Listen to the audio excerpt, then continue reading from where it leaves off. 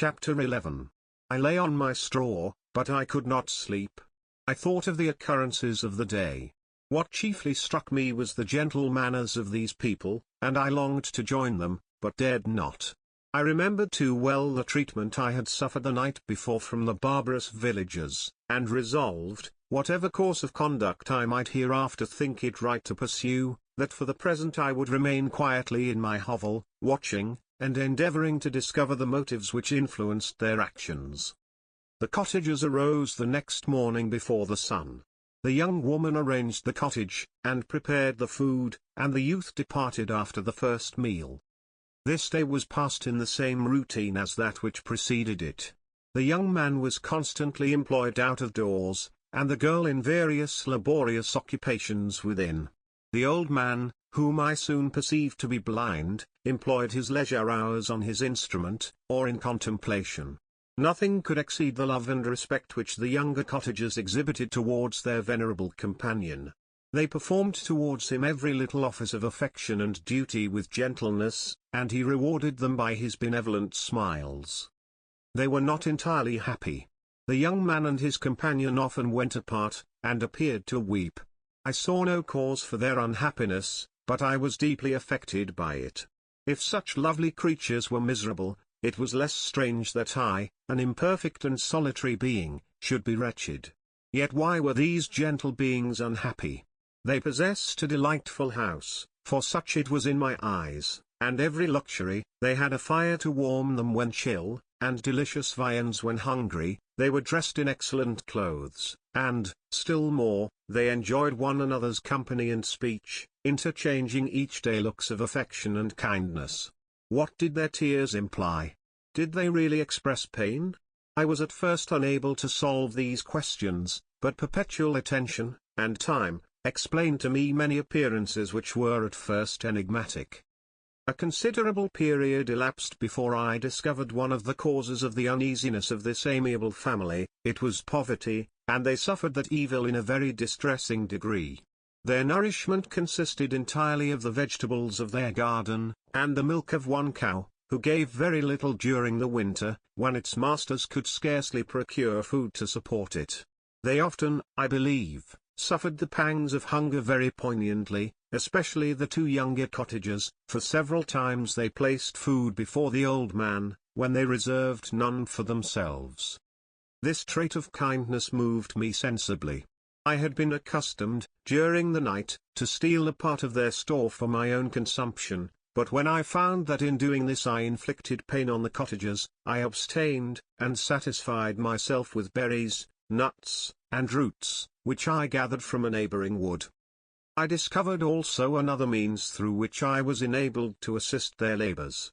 I found that the youth spent a great part of each day in collecting wood for the family fire, and, during the night, I often took his tools, the use of which I quickly discovered, and brought home firing sufficient for the consumption of several days. I remember, the first time that I did this, the young woman, when she opened the door in the morning, appeared greatly astonished on seeing a great pile of wood on the outside. She uttered some words in a loud voice, and the youth joined her, who also expressed surprise. I observed, with pleasure, that he did not go to the forest that day, but spent it in repairing the cottage, and cultivating the garden. By degrees I made a discovery of still greater moment.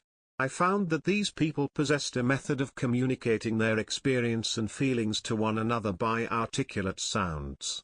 I perceived that the words they spoke sometimes produced pleasure or pain, smiles or sadness, in the minds and countenances of the hearers. This was indeed a godlike science, and I ardently desired to become acquainted with it. But I was baffled in every attempt I made for this purpose.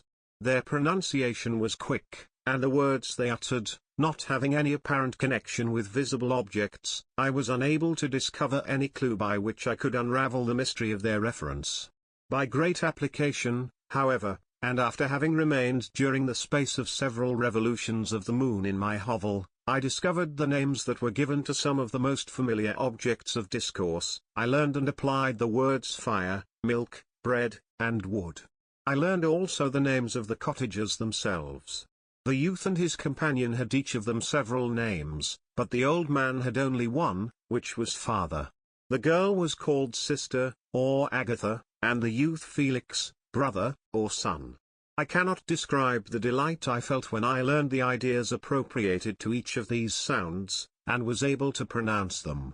I distinguished several other words, without being able as yet to understand or apply them, such as good, dearest, unhappy. I spent the winter in this manner.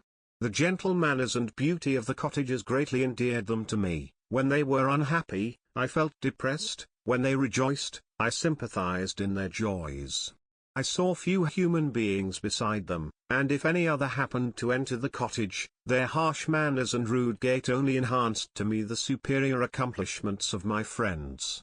The old man, I could perceive, often endeavored to encourage his children, as sometimes I found that he called them, to cast off their melancholy. He would talk in a cheerful accent, with an expression of goodness that bestowed pleasure even upon me.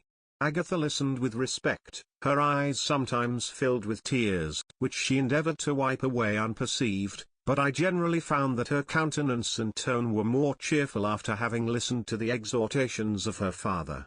It was not thus with Felix. He was always the saddest of the group, and, even to my unpracticed senses, he appeared to have suffered more deeply than his friends. But if his countenance was more sorrowful, his voice was more cheerful than that of his sister, especially when he addressed the old man. I could mention innumerable instances, which, although slight, marked the dispositions of these amiable cottagers. In the midst of poverty and want, Felix carried with pleasure to his sister the first little white flower that peeped out from beneath the snowy ground. Early in the morning before she had risen, he cleared away the snow that obstructed her path to the milk-house, drew water from the well, and brought the wood from the outhouse, where, to his perpetual astonishment, he found his store always replenished by an invisible hand. In the day, I believe, he worked sometimes for a neighboring farmer, because he often went forth, and did not return until dinner, yet brought no wood with him. At other times he worked in the garden, but, as there was little to do in the frosty season, he read to the old man and Agatha. This reading had puzzled me extremely at first, but, by degrees, I discovered that he uttered many of the same sounds when he read as when he talked. I conjectured, therefore, that he found on the paper signs for speech which he understood, and I ardently longed to comprehend these also, but how was that possible, when I did not even understand the sounds for which they stood as signs? I improved, however, sensibly in this science, but not sufficiently to follow up any kind of conversation, although I applied my whole mind to the endeavor, for I easily perceived that, although I eagerly longed to discover myself to the cottagers, I ought not to make the attempt until I had first become master of their language, which knowledge might enable me to make them overlook the deformity of my figure, for with this also the contrast perpetually presented to my eyes had made me acquainted. I had admired the perfect forms of my cottagers, their grace, beauty, and delicate complexions, but how was I terrified, when I viewed myself in a transparent pool. At first I started back, unable to believe that it was indeed I who was reflected in the mirror, and when I became fully convinced that I was in reality the monster that I am, I was filled with the bitterest sensations of despondence and mortification. Alas! I did not yet entirely know the fatal effects of this miserable deformity. As the sun became warmer, and the light of day longer, the snow vanished, and I beheld the bare trees and the black earth. From this time Felix was more employed, and the heart-moving indications of impending famine disappeared. Their food, as I afterwards found, was coarse, but it was wholesome, and they procured a sufficiency of it. Several new kinds of plants sprung up in the garden, which they dressed, and these signs of comfort increased daily as the season advanced. The old man, leaning on his son, walked each day at noon, when it did not rain, as I found it was called when the heavens poured forth its waters. This frequently took place, but a high wind quickly dried the earth, and the season became far more pleasant than it had been. My mode of life in my hovel was uniform. During the morning I attended the motions of the cottagers, and when they were dispersed in various occupations, I slept. The remainder of the day was spent in observing my friends. When they had retired to rest, if there was any moon, or the night was starlight, I went into the woods, and collected my own food and fuel for the cottage. When I returned, as often as it was necessary, I cleared their path from the snow, and performed those offices that I had seen done by Felix. I afterwards found that these labors, performed by an invisible hand, greatly astonished them, and once or twice I heard them, on these occasions, utter the words "good spirit," "wonderful," but I did not then understand the signification of these terms. My thoughts now became more active, and I longed to discover the motives and feelings of these lovely creatures. I was inquisitive to know why Felix appeared so miserable, and Agatha so sad. I thought, foolish wretch, that it might be in my power to restore happiness to these deserving people. When I slept, or was absent, the forms of the venerable blind father, the gentle Agatha, and the excellent Felix, flitted before me. I looked upon them as superior beings, who would be the arbiters of my future destiny. I formed in my imagination 1,000 pictures of presenting myself to them, and their reception of me. I imagined that they would be disgusted, until, by my gentle demeanor and conciliating words, I should first win their favor, and afterwards their love. These thoughts exhilarated me, and led me to apply with fresh ardor to the acquiring the art of language. My organs were indeed harsh, but supple, and although my voice was very unlike the soft music of their tones, yet I pronounced such words as I understood with tolerable ease. It was as the ass and the lapdog, yet surely the gentle ass, whose intentions were affectionate, although his manners were rude, deserved better treatment than blows and execration. The pleasant showers and genial warmth of spring greatly altered the aspect of the earth. Men, who before this change seemed to have been hid in caves, dispersed themselves, and were employed in various arts of cultivation. The birds sang in more cheerful notes, and the leaves began to bud forth on the trees. Happy, happy earth!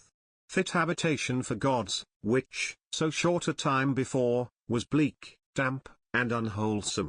My spirits were elevated by the enchanting appearance of nature, the past was blotted from my memory, the present was tranquil, and the future gilded by bright rays of hope, and anticipations of joy.